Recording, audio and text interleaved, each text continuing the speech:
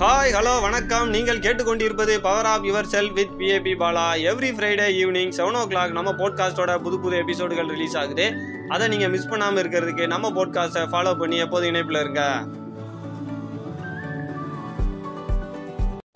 ஒரு இக்கட்டான சூழ்நிலை இந்த நேரத்தில் நீங்கள் ஒரு முடிவு எடுத்து ஆகணும் அப்படிங்கும்போது நீங்கள் முடிவு எடுக்காமல் இருப்பீங்க. காரணம் என்ன அப்படின்னா, நீங்கள் பாஸ்ட் லைஃப் கடந்த காலத்தில் ஏதாவது ஒரு முடிவு எடுத்திருப்பீங்க, இல்லை ஏதாவது ஒரு டெசிஷன் எடுத்திருப்பீங்க. இந்த டெசிஷனால ஒரு மிகப்பெரிய பிரச்சனை வந்திருக்கும். அதனால நம்ம முடிவு எடுத்தோம் அப்படின்னா எல்லாமே தப்பாக தான் நடக்குது, நம்ம ஒரு சரியான பர்சன் இல்லை அப்படின்னு சொல்லி நீங்கள் நினச்சிருப்பீங்க. மற்றவங்க உங்களை பார்த்து பேட் பர்சன் அப்படின்னு சொல்கிறதுக்கும் நீங்கள் உங்களை பேட் பர்சன் அப்படின்னு சொல்லி திங்க் பண்ணுறதுக்கும் மிகப்பெரிய வித்தியாசம் இருக்குது. நிறையா பேர் தன்னை பற்றி ஒரு பேட் பர்சன் அப்படின்னு சொல்லி ஒரு ஒப்பீனியன் வச்சுருக்கிறாங்க. காரணம் என்ன அப்படின்னு பார்த்தோம்னா, அந்த கடந்த கால வாழ்க்கையில் நடந்த நிகழ்வுகளாக தான் இருக்கும். ஒரு பையனும் ஒரு பெண்ணும் ஸ்கூல் லைஃப்ல இருந்தே ஒன்றா சேர்ந்து படிக்கிறாங்க. ஸ்கூலில் 2 பேரும் ஒன்றா சேர்ந்து படிப்பாங்க, ஆனால் ரொம்ப க்ளோஸ் கிடையாது. ஸ்கூல் முடிச்சு 2 பேருமே ஒரே கோர்ஸை டிசைட் பண்ணுறாங்க. 2 பேரும் ஒரே காலேஜ் போகிறாங்க. 2 பேரோட காலேஜ் லைஃப் அப்படிங்கிறது ஸ்டார்ட் ஆயிருச்சு. இந்த காலேஜ் லைஃப்பில் 2 பேருமே ரொம்ப க்ளோஸ் ஆகுறாங்க. 2 பேருமே ரொம்ப ஒரு க்ளோஸ் ஃப்ரெண்ட்ஷிப் ஆகிடுறாங்க. இந்த நேரத்தில் அந்த பையனுக்கு அந்த பொண்ணு மீது காதல் வந்துடுது. காதலால் என்ன பண்ணுறாங்க அப்படின்னா, தினமும் அந்த பையன் அந்த பெண்களை பற்றி நிறைய யோசிக்கிறான். அந்த பெண் என்ன பண்ணுவாங்க, அந்த பெண் இப்போ என்ன பண்ணிக்கிட்டு இருப்பான்னு சொல்லி ரொம்ப சிந்திக்க ஆரம்பிக்கிறான். அந்த பெண் மேலே கிட்டத்தட்ட உயிரே வச்ச மாதிரி அந்த பையன் இருக்கிறான். இரவு தூங்க போகும்போது அந்த பெண்ணை நினச்சிக்கிட்டே தான் கனவு கண்டுக்கிட்டு இருக்கிறான். அந்த பெண் மீது ஒரு அளவு கடந்த ஒரு காதல் அப்படிங்கிறத வச்சிருக்கிறான். இதெல்லாம் தெரிஞ்சுக்கிட்டு அந்த காலேஜ் ஃப்ரெண்ட்ஸ் என்ன சொல்கிறாங்க அப்படின்னா, ஃபஸ்ட்டு அந்த பொண்ணுகிட்ட போய் நீ ப்ரப்போஸ் பண்ணு, அப்புறம் நீ இப்படிலாம் கனவு காடு, அதில் அந்த பொண்ணே உன்னை விரும்புதான்னு தெரியாதலா அப்படின்னு சொல்லும்போது, இல்லை எனக்கு தெரியும், அந்த பொண்ணு என்னை விரும்புகிறான்னு எனக்கு தெரியும் அப்படின்னு சொல்லி அந்த பையன் சொல்கிறான். அதுக்கு அந்த ஃப்ரெண்ட்ஸ் கேட்குறாங்க, இல்லை அந்த பிள்ளை உன்கிட்ட சொல்லிச்சா, இல்லை நீ அந்த பிள்ளைகிட்ட ஆல்ரெடி ப்ரப்போஸ் பண்ணியிருக்கியா அப்படின்னு கேட்டதுக்கு, இல்லை நாங்கள் 2 பேரும் ப்ரப்போஸ் பண்ணதில்லை, ஆனால் எனக்கு தெரியும் இந்த பொண்ணு என்னை விரும்புகிறா அப்படின்னு அப்படின்னு அவன் சொல்கிறான்.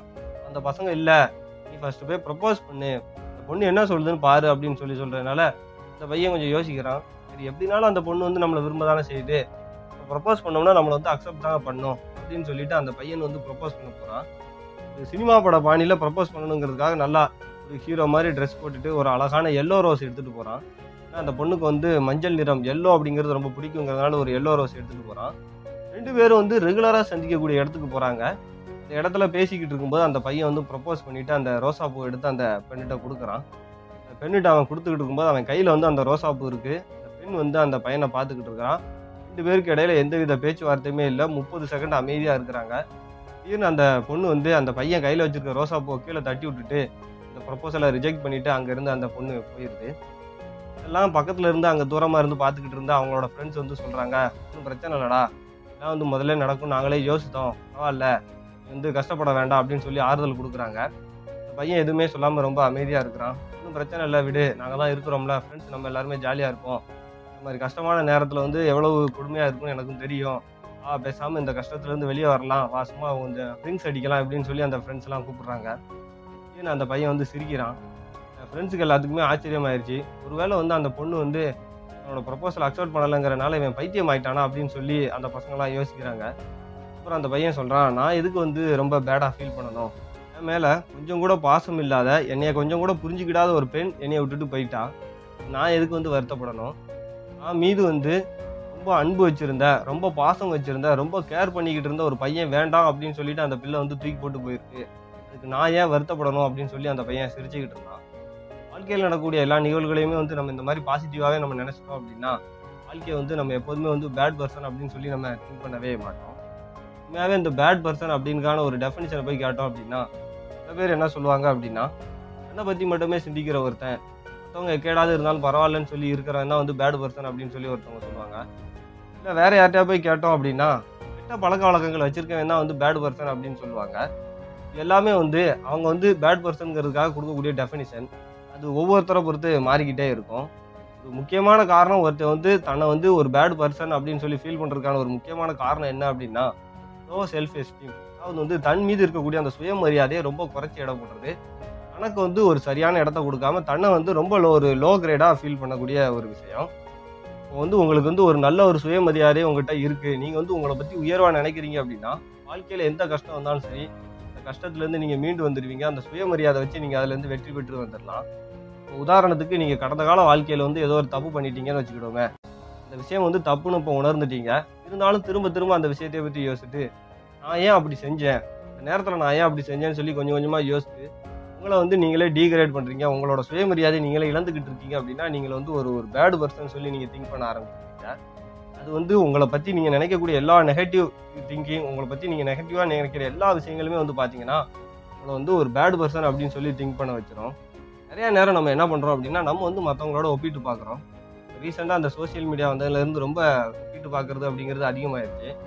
சோசியல் மீடியாவில் அந்த நியூஸ் ஃபீல்டில் போய்கிட்டு இருக்கிறோம். அப்படி பார்க்கும்போது மனசுக்குள்ளேயே வந்து நம்ம ஒப்பிட்டு பார்க்குறோம், அவங்க எப்படி இருக்காங்க நம்ம எப்படி இருக்கிறாங்கன்னு சொல்லிட்டு. வெளியே சொல்கிறது இல்லை, இருந்தாலும் மனசுக்குள்ளேயே நம்ம வந்து கம்பேர் பண்ணி பார்த்துட்டு நம்மளும் அதோட சுயமரியாதையை வந்து குறைச்சிக்கிட்டே வருகிறோம். அதனால் நம்ம மேலே இருக்கக்கூடிய அந்த ஃபீலிங் அப்படிங்கிறது ரொம்ப பேடாகவே போய்கிட்டு இருக்குது. சரி, இப்படிலாம் இருக்க நம்ம என்ன பண்ணலாம் அப்படின்னா ஃபஸ்ட்டு வந்து அப்ரிஷியேட் பண்ணுங்கள். உங்களை வந்து நீங்கள் பாராட்டுங்க. என்ன இருக்குது, நீங்கள் என்ன பண்ணிக்கிட்டு இருக்கீங்கிறத பாராட்டுங்க. ஐன்ஸ்டீன் என்ன சொல்லியிருப்பார் அப்படின்னா, ஒரு மீனை வந்து நீங்கள் வந்து ஒரு மரம் ஏறுறதை வச்சு அதோட எபிலிட்டியை வந்து நீங்கள் ஜட்ஜ் பண்ண முடியாது, அது ஒரு முட்டாள்தனமான ஒரு விஷயம் அப்படின்னு இருப்பாங்க. அதனால் நீங்கள் கடந்த கால வாழ்க்கையில் செஞ்ச ஒரு விஷயத்தை வச்சு நீங்கள் உங்களோட வாழ்க்கையை வந்து டிசைட் பண்ணாதுங்க. அந்த கால வாழ்க்கையில் செஞ்ச தப்பு வந்து நீங்கள் தப்புன்னு உணர்ந்துட்டீங்களா, ரைட், அது தப்பு தான், அதை நீங்கள் ஒத்துக்கிட்டீங்க, அதுலேருந்து பாடம் கற்றுக்கிட்டு அதுலேருந்து வெளியே வந்துடணும். அதே விஷயங்களை போட்டு திரும்ப திரும்ப யோசிச்சுக்கிட்டு இருக்கக்கூடாது. அதே நேரம் நீங்கள் வந்து ஒரு பேட் பர்சன் இல்லை அப்படிங்கிறத வந்து யோசிச்சுக்கணும். எதனால் பேட் பர்சன் சொல்கிறீங்கன்னா, ஏதோ கடந்த கால வாழ்க்கையில் நடந்த ஒரு இன்சிடென்ட், இப்படி இல்லைன்னா உங்களை பற்றி மற்ற பர்சன் சொல்லக்கூடிய ஒரு விஷயத்தால வந்து நீங்கள் பேட் பர்சன் சொல்கிறீங்க. எதுவுமே வந்து உண்மை கிடையாது அப்படிங்கிறத நீங்கள் புரிஞ்சுக்கிடணும். மற்றவங்களோட ஒப்பீனியன், உங்கள் மேலே இருக்கக்கூடிய ஒப்பீனியன் வந்து அவர் நீங்கள் உங்களை பற்றி என்ன நினைக்கிறீங்க அப்படிங்கிறது தான் முக்கியம். நீங்கள் வந்து உங்கள் மேலே எந்த லெவலில் வந்து மரியாதை வச்சுருக்கீங்க, உங்கள் மேலே எந்த லெவலில் வந்து நீங்கள் நம்பிக்கை வச்சுருக்கீங்கிறத பொறுத்து தான் நீங்கள் உங்களை பற்றி எப்படி நினைக்கிறீங்கிறது இருக்குது. நீங்கள் கம்பேர் பண்ணக்கூடிய ஒரே பர்சன் நீங்கள் மட்டும்தான். நேற்று நீங்கள் எப்படி இருந்தீங்க, இன்னைக்கு எப்படி இருக்கீங்கிறத மட்டும் நீங்கள் கம்பேர் பண்ணுங்கள். உங்களை பற்றி உங்களுக்கு வந்து அதிகமாக ஒரு சுயமரியாதை வச்சுக்கோங்க. உங்கள் மேலே ஒரு நல்ல நம்பிக்கை வச்சுக்கிட்டீங்க அப்படின்னா எப்போதுமே வந்து உங்களை வந்து ஒரு பேட் பர்சன் அப்படின்னு சொல்லி நீங்கள் திங்க் பண்ண மாட்டீங்க அப்படின்னு சொல்லி நான் இந்த எபிசோட நிறைவு பண்ணுறேன். நம்ம போட்காஸ்ட்டை பற்றிய கருத்துக்களை ஃபேஸ்புக், இன்ஸ்டாகிராம், லிங்க்டின்ல PAP பாலா அப்படிங்கிற ப்ரொஃபைல் நீங்கள் எனக்கு டேரெக்டாக மெசேஜ் பண்ணலாம். எப்போதும் இணைந்திருங்கள். பவர் ஆஃப் யுவர் செல்ஃபுடன் அடுத்த எபிசோடில் உங்களை சந்திக்கிறேன். மிக்க நன்றி.